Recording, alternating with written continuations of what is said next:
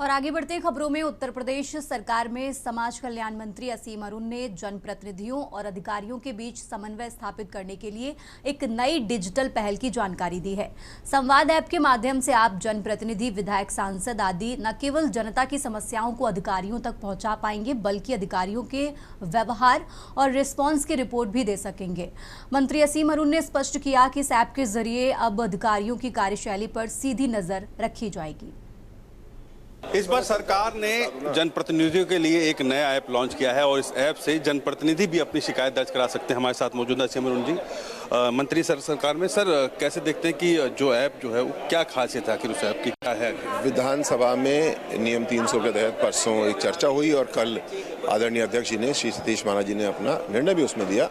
सैद्धांतिक रूप से ये बात सब लोग सहमत हैं और इस पे निर्णय भी है, निर्देश भी है कि अधिकारियों को जनप्रतिनिधियों के प्रति जवाबदेह होना चाहिए, प्रतिक्रिया तेज होना चाहिए।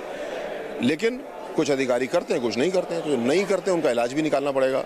उसके लिए संचार सेतु नाम से एक व्यवस्था बना रहे हैं और उसमें प्रोसेस यूँ होगा कि एक जनप्रतिनिधि ने कॉल किया किसी अधिकारी को, उन्होंने बात कर ली तो अच्छी बात है, शाबाश।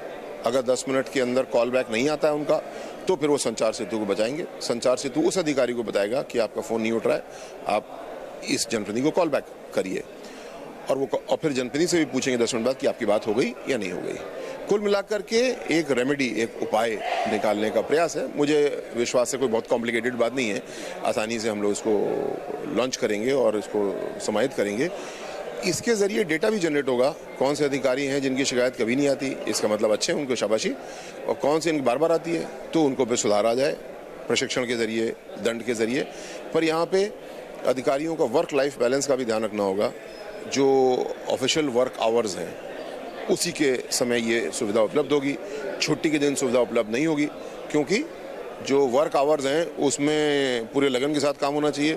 जो छुट्टी का समय है उसमें फिर वर्क को नहीं लेके जाना चाहिए, फिर अपने परिवार को देखें, बाकी काम करें। वही अगर आपने कहा कि इसमें जो है शिकायतें भी होंगी, इससे पहले भी मुख्यमंत्री के पास शिकायतें दर्ज कराएगी, फीडबैक मांगा जाता था, लेकिन कुछ होता नहीं था। क्या माने कि इस बार जो है प्रभावी कार्रवाई होगी? नहीं होता था। देखिए 1076 मुख्यमंत्री हेल्पलाइन बनाई गई, इसीलिए IGRS बनाया गया और उसका बहुत अच्छा प्रभाव पड़ा। उसको और अच्छा करने का अवसर हमेशा रहेगा, लेकिन बहुत बड़ा इम्पैक्ट हुआ मुख्यमंत्री जी ने ये दोनों स्कीम जो बनाई हैं।